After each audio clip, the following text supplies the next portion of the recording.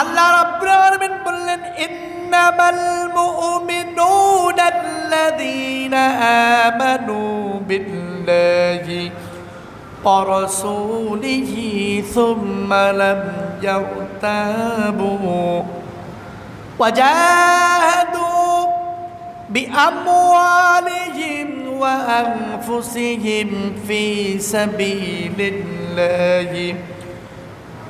وَأُولَٰئِكَ هُمُ الصَّادِقُونَ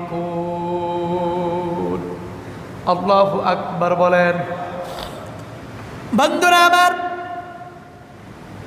আল্লাহ পাক বললেন তারাই মুমিন যখন সাহাবীদের মাঝে ঈমানের নূরকে প্রতিযোগিতায় অংশগ্রহণ করা শুরু করলেন।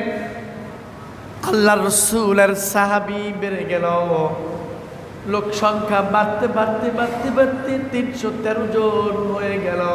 কত জোরে বলেন? 313 জন যখন হয়ে গেল,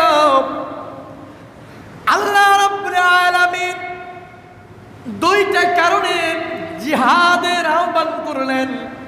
একটা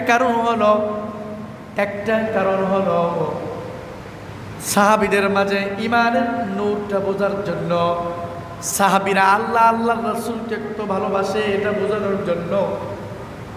আর কাফিরদের অন্যায় অত্যাচার ও বিচার মুসলমানদের উপরে এমনভাবে বেড়ে গিয়েছে যে ও সময় জিহাদ ছাড়া কোনো উপায় ছিল না।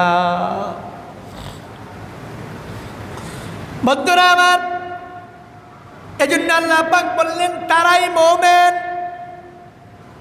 যারা আল্লাহ ও তার রাসূলের প্রতি ঈমান আনার পর সন্দেহ পোষণ করে না,